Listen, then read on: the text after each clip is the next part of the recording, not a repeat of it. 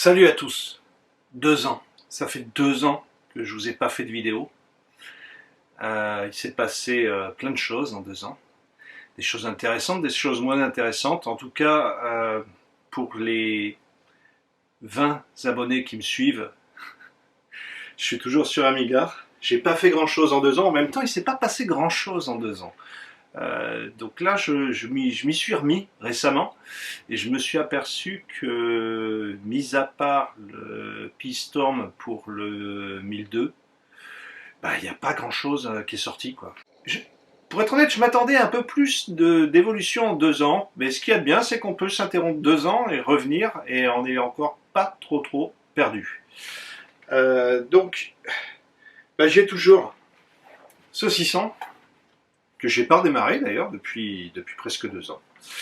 J'ai toujours mon 500 qui est là-bas sur le bureau.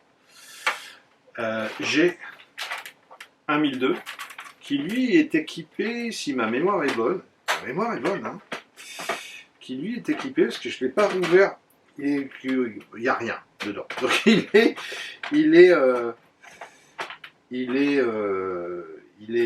standard, voilà. Il est complètement standard.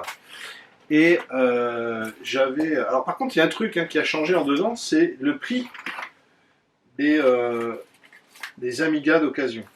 Ça, c'est sûr. Et j'ai un autre 1002 où je me suis permis une coquetterie, c'est-à-dire un châssis différent. Autre coquetterie que je me suis permis, c'est un P-Storm Lite que j'ai jamais installé, jamais démarré. Donc ça pourra faire l'objet d'une vidéo.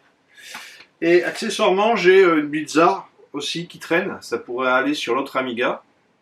Pourquoi pas. On verra.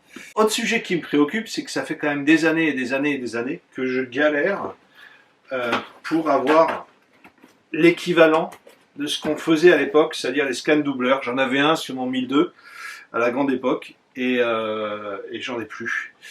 Et très franchement, ça me manque.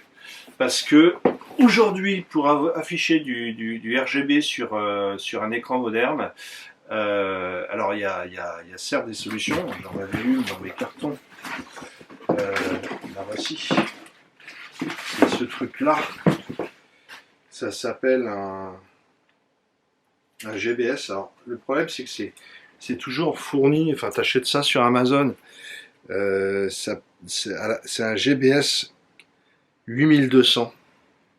Et donc à la base, comme tu peux le voir, j'avais fait un câble pour brancher l'Amiga dessus. Et ça marche, mais par contre l'affichage est pas très beau. Il y a des grosses dégoulinures de partout. Enfin, bon, c'est pas... Donc du coup, je me suis acheté ça sur Amazon. Ça coûte dans les 20 balles. Et donc, tu vois, je ne l'ai même pas essayé. Je l'ai même pas ouvert. Donc on va faire je vais peut-être démarrer par ça. Aujourd'hui, ça va être le premier sujet, c'est remise en route 2 ans plus tard. Et remise en route cette fois-ci sur le 1200. Donc il y en a qui diront qu'il y a toujours le RGB to HDMI, donc pour convertir du RGB en HDMI sur le 500, ça marche nickel, mais il faut un Raspberry Pi et le kit qui va bien. Donc c'est sorti sur le 600, ça j'ai remarqué, c'est bien, mais j'ai pas envie en fait de me faire chier à aller rebidouiller des câbles HDMI, etc. J'ai vraiment envie d'avoir une solution où je vais brancher la Péritel directement sur le boîtier et ça me sort du HDMI. Si la qualité est bonne, franchement, je vais en acheter un deuxième pour pouvoir rebrancher des consoles que j'ai, type Jaguar. Donc j'ai une Jaguar, oui. Je vous l'ai jamais montré, mais j'en ai une. Type Dreamcast. Ouais, j'ai aussi une Dreamcast. Alors, avant de reconnecter les Amiga, je vais quand même ouvrir la boîte, voir ce qu'il y a dedans. Voyons. Je ne te mens pas, je ne l'ai pas ouvert. Hein. Reçu fraîchement. Et comme je disais, ça coûte dans les 20 €, peut-être 26, je ne sais plus, sur Amazon Prime. Vous pouvez peut-être le trouver moins cher sur AliExpress ou je ne sais où. En tout cas, Il y a plusieurs modèles qui se ressemblent en fait sur la photo, ça a tous un peu la même tronche. Alors déjà, et pas aider le Z, hein, vers les boîtes. Allez, hop, c'est bon. Ok, donc ça se présente pas trop mal. Alors déjà, il y a un câble secteur norme française, ce qui est bien. Un guide utilisateur. Oh putain, une prise Péritel. Une vraie. Pour brancher peut-être un magnétoscope ou je ne sais quoi. Voilà, c'est relativement simple. C'est con, j'aurais préféré un câble HDMI, mais après tout, pourquoi pas. Et là, un boîtier. Donc là, sur ce côté-là, la Péritel. Et sur ce côté-là, une sortie, tu vois pas très bien. Je suis quand même rapproché. Ça, tu peux voir. Donc là, côté Péritel. Et ici, côté HDMI. Également avec une sortie optique pour le son. Et une sortie jack pour le son également. Un bouton de sélection PAL ou NTSC. Donc ça peut être assez intéressant du coup. Parce qu'il y a certaines consoles, notamment, moi j'avais modifié une Mega Drive pour qu'elle sorte du 60 Hz, donc en NTSC. Et franchement, c'est scandaleux d'avoir une Mega Drive à 50 Hz. Ça gâche tout, quoi. Il n'y a pas de. 60 Hz, c'est vraiment ça aurait jamais dû être d'une autre manière qu'à 60 Hz, la Mega Drive. Ça, c'est sûr. Ça pourra faire l'objet d'une vidéo. Il faudrait peut-être que je rachète une Mega Drive. Parce que c'est étrangement, la Mega Drive, elle n'a pas explosé en prix en occasion comme l'Amiga. L'Amiga, finalement, c'est une machine qui aujourd'hui, sans carte accélératrice, hein, j'entends, est quand même comparable à une Mega Drive. La plupart des jeux sont d'ailleurs meilleurs sur la Mega Drive, je pense, que en termes de gameplay que sur l'Amiga, du moins pour les jeux qui sont sortis sur les deux plateformes. Par contre, les prix, ils ont explosé sur Amiga, quoi. Mais ça devient ridicule, les gars. Moi, j'ai jamais payé ça pour mes Amigas, hein. Heureusement que je les ai depuis des années, que je les trimballe. Aujourd'hui, c'est inaccessible. Faut quand même se rendre compte d'un truc, c'est qu'au départ, l'idée, quand il y a eu ce point de pivot, quand les gens sont passés au PC, moi, d'ailleurs, j'étais pas au départ amigaïste, hein. Je suis passé par l'Atari, le PC, et puis après, je suis revenu sur Amiga. Et en fait, à ce moment-là, l'Amiga, l'idée, c'était de faire ce qu'on appelait de l'informatique alternative. Une alternative à quoi? Une alternative au PC et à Windows. Donc Windows à l'époque 95 ou 98 qui était très répandu. Et il y avait des gens qui faisaient de l'informatique alternative, donc soit avec du Linux déjà à l'époque, soit avec de l'Amiga qui était avec des Amiga 4000 ou 1002, des cartes accélératrices à base de 68060 ou de PowerPC, qui étaient quand même des alternatives sérieuses pour faire de l'internet, de la bureautique au PC, quoi. C'était, y avait aucun souci là-dessus. On n'avait pas de protocole à la con là, comme HTML5 et ce genre de choses. Internet, c'était encore, je dirais, un champ de liberté, alors qu'aujourd'hui c'est plus une nécessité. On peut pas faire un paiement en ligne sans avoir une application sur son portable, hein. Donc ce qui est devenu Internet aujourd'hui, c'est complètement impossible, je dirais, d'avoir une navigation comparable à un PC ou d'utiliser l'outil Internet sur un Amiga aujourd'hui. Mis à part utiliser Internet comme on l'utilisait en 96, faire de l'IRC ou ce genre de choses. Néanmoins, à l'époque, c'était ça l'idée. Et en fait, dans l'alternative, l'idée, c'était aussi d'être, en termes de coût d'acquisition, équivalent, voire moins cher dans bien des cas, quoi. Je veux dire, les amigaïstes, c'était pas des gens fortunés. Depuis quand, là, aujourd'hui, tu as l'impression que tu peux acquérir une Porsche avant d'acquérir un Amiga 1002, dans l'ordre des choses. Ce qui n'était pas le cas à l'époque. Bref, ça a l'air pas mal ce machin. On teste? Allez, on y va. Bon, on va tester. Ok, donc on va tester le Link 4, non pas sur le 500 pour le moment, mais sur le 1002. Enfin, un mais 1002. Tac. J'enlève ça aussi. Donc ce 500 qui marche très bien. Alors premier 1002. Amiga 1200. Sans carte accélératrice, sans rien. On connecte. Alors, la vidéo ici. L'alimentation. C'est bon. Une souris quand même. Alors, la Péritel. Merde, c'est pas la bonne. Si, input. La Péritel, voilà. L'alimentation électrique là. Et l'HDMI ici. Donc on alimente le bousin. Il n'y a aucun interrupteur. Évidemment, c'est pas branché. Pourquoi ce serait pas branché? Ah putain. Non plus.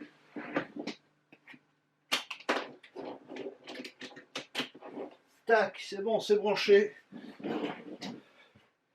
Enfin, ce truc-là, c'est branché. Maintenant, ce qu'on va faire, c'est bon, c'est bien la bonne prise. 3, 2, 1, c'est parti. On allume l'Amiga. Le bouton Power s'allume, donc c'est une bonne nouvelle. Il ne se passe pas grand-chose à l'écran. Il ne se passe rien en fait. Putain, mais... Un petit coup de contrôle Amiga. Ah, oula. Ah! Écran bleu. Écran gris. Alors, là j'ai le floppy disk qui s'allume. Il paraît que c'est bon signe. Est-ce qu'on va avoir l'image de la disquette qui bouge? Rien n'est moins sûr. Alors c'est un A1002, c'est un 1002 c'est un 1002 d'origine, hein. C'est-à-dire que il n'est pas RICP. Donc le premier qui vient me voir, le premier qui me dit oui mais tes condensateurs sont foireux, je lui réponds attends, je vais t'expliquer. Viens pas me faire chier.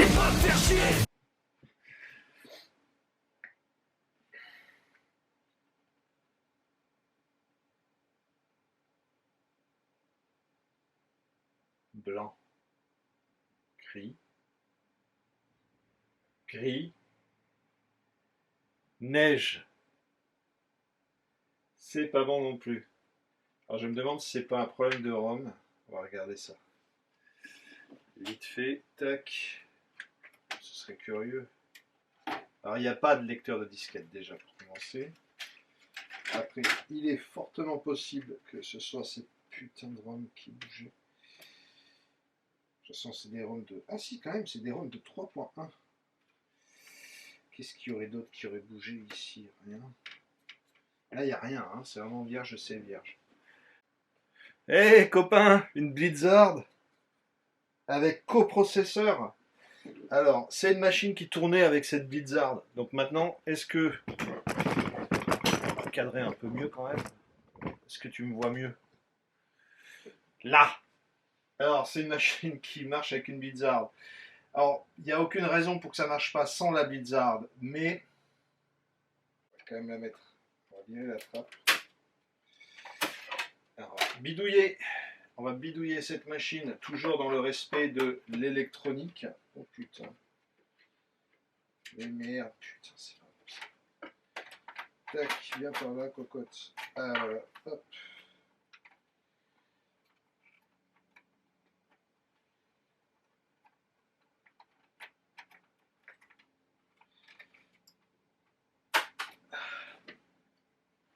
La blizzard est en place.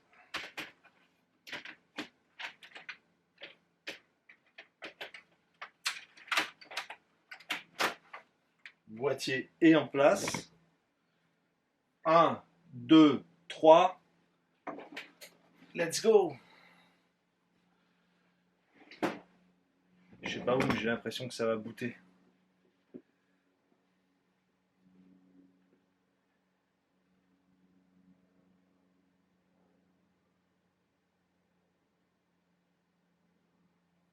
Te dis, moi j'y crois.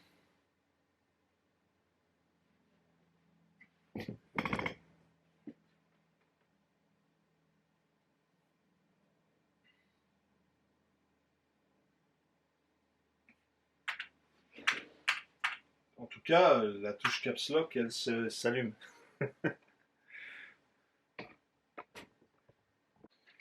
Bon, c'est pas très probant cette histoire. Est-ce que c'est le 1002 qui merde ou est-ce que c'est...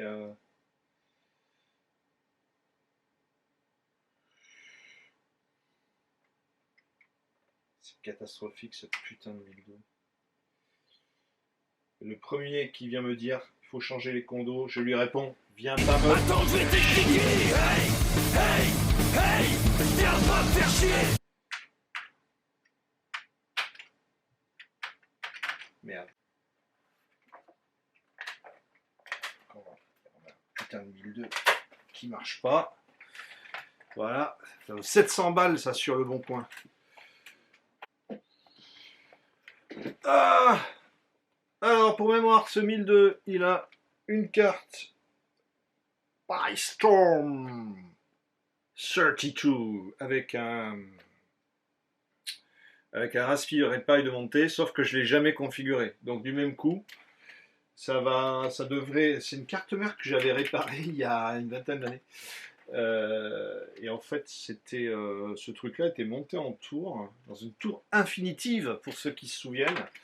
Et j'ai racheté un boîtier transparent, neuf, pour pouvoir mettre la carte mère dedans et me faire le 1002, le 1002 rêvé.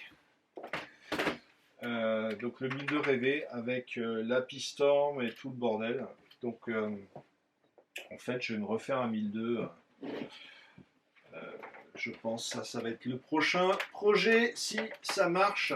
Donc l'idée c'est de voir booter ce 1002 sur rien, puisqu'il n'y a rien.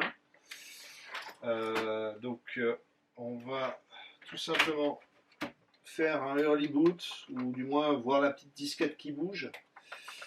Donc on branche tout comme tout à l'heure, et on allume, et on regarde ce qui se passe. Down to the game. Ça marche. Ça va être le 1002. Le 1002 de l'année 2025. En 2025, j'ai plein de projets. Et aussi un autre projet qui s'appelle Atari.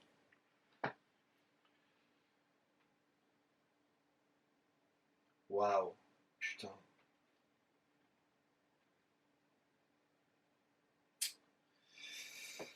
Ça fait un pincement au cœur quand même. Putain, ça va bien.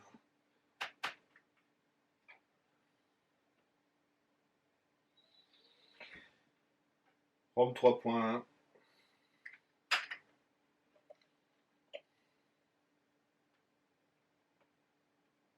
Putain. Ça bouge un peu là, mais... Ah non, ça s'est stabilisé. Oh, putain. On va voir si je fais NTSC. Best available. Enhance. Use. Wow.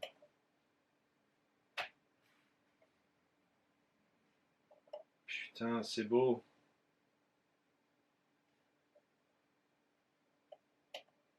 Du coup, là, je l'ai passé en NTSC, mais j'ai jamais su si ça marchait vraiment, ce truc-là. Parce qu'il me dit qu'il envoie du PAL, ce con. Input PAL. À mon avis, c'est... Ah, mais non, si! Input NTSC. Ça marche. Oh.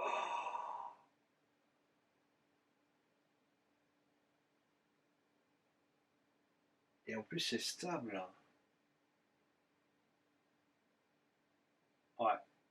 c'est presque aussi bien que le RGB to HDMI. Presque aussi bien que le RGB RGB to HDMI. Donc presque aussi bien que l'adaptateur RGB avec base de Raspberry Pi sur l'Amiga 500. Ok, on va faire un test intéressant. Alors je l'avais déjà fait, mais malheureusement j'ai perdu les enregistrements. Putain.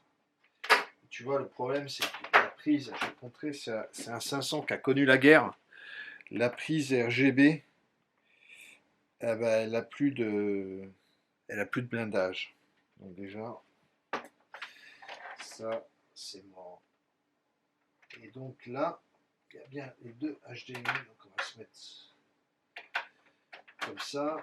Alors dedans, il y a un PyStorm. Donc du coup, j'ai plein de jeux WHD load. Et alors, ce qui serait sympathique, tac, ça boot. Ah ça, le 500, c'est increvable, hein. C'est pas comme le 600 ou le 1002 où il faut le changer. Où finalement, il faut faire des pieds et des mains pour que ça démarre normalement. Là, ça marche tout seul, quoi. PyStorm, que j'ai pas mis à jour depuis 2 ans. Il y a peut-être eu des améliorations.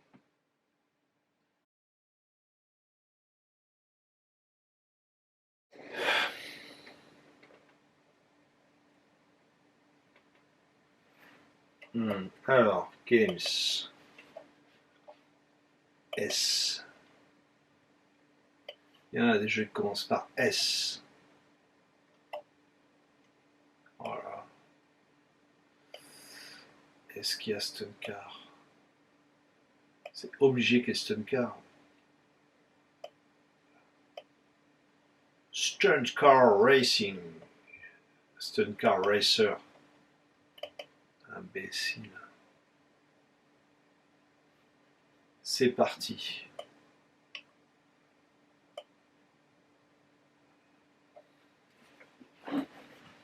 Bon, là, on repasse sur HDMI. Putain, j'ai presque plus de batterie. Là, hop, voilà. Donc là, petit comparatif sur l'écran de présentation. On est sur l'anti-aliasing. Là, on est sur le truc qu'on va faire. Z. Tac.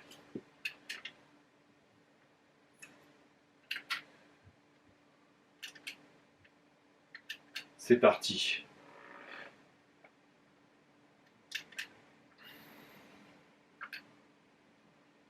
Ah ouais, bon, les couleurs sont pas mal.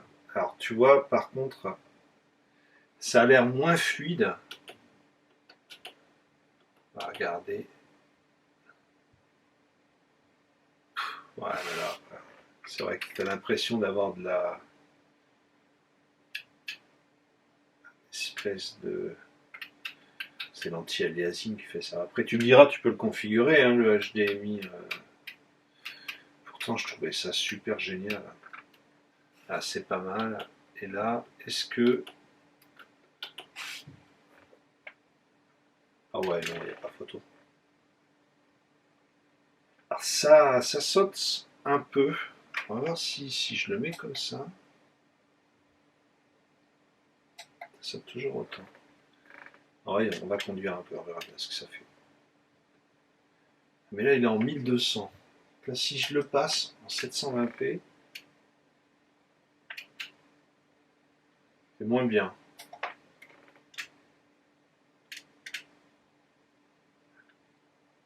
Tac.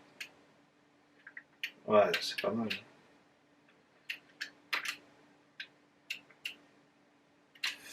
C'est pas mal, ça saute quand même. Ça saute. Je sais pas si ça se voit à la caméra.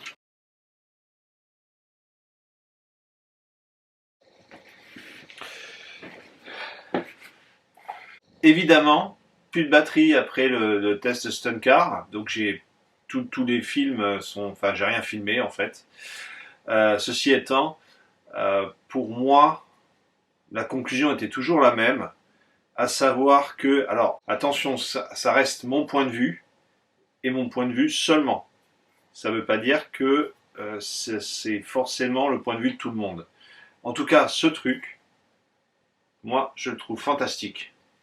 Pour deux raisons. Un, je trouve que les couleurs sont relativement authentiques, en tout cas plus vivantes, plus vives. Je ne sais pas trop comment l'exprimer sur le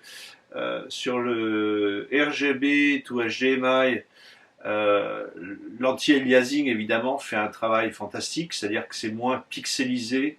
Il y a des filtres disponibles, il y a des tonnes de possibilités de réglage qu'on n'aura pas sur ce truc-là. Mais à la fin de la journée, on voit que c'est quand même un signal qui est moins dans son jus. Voilà, on va dire ça comme ça.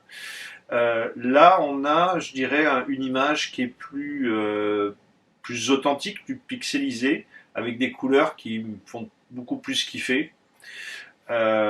C'est purement subjectif, mais honnêtement, pour le prix, entre 20 et 30 euros sur Amazon, moi je trouve que c'est pas mal du tout. C'est pas du tout un achat poubelle. Ça peut toujours servir. En tout cas, moi, ça va me servir beaucoup parce que j'ai pas forcément, j'ai plus de moniteur cathodique. Donc c'est fini, j'en ai plus ni des Atari, ni des Commodore. Ils ont tous claqué les uns après les autres. Ils ont terminé à la déchetterie. Donc aujourd'hui, j'ai plus de télé non plus qui prennent de prise Péritel ou de signal RGB classique. Donc du même coup, la seule solution, c'est soit j'ai un RGB tout HDMI, soit j'ai rien. Donc du coup, ça c'est parfait pour moi. Je vais pouvoir l'utiliser sur autre chose que l'Amiga 500, parce que finalement l'Amiga 500, c'est ceux qui n'en a pas besoin, et c'est ceux qui a vraiment marché dans cette vidéo. Mais c'est comme ça. En tout cas, on va remettre de l'ordre sur les 1002 et sur le 600, et on va pouvoir l'utiliser. Et puis pourquoi pas, comme je le disais en introduction, utiliser ce petit boîtier sur des consoles bon, un peu rétro, hein, type Jaguar par exemple. Après, je sais pas trop ce que ça donnerait sur une Dreamcast, c'est une bonne question, je testerai ça aussi dans les semaines à venir. Mais en tout cas, pour moi, c'était une expérience intéressante. Ça fonctionne, donc ce petit boîtier, je vais le laisser à côté du boîtier d'Alim de l'Amiga, et puis ça fera très bien le taf. En tout cas pour ce que je fais, c'est-à-dire un petit peu de gaming de temps en temps sur de l'Amiga. Merci à tous et merci aux 20 abonnés qui me sont restés fidèles depuis toutes ces années en espérant qu'il y en ait d'autres. À bientôt!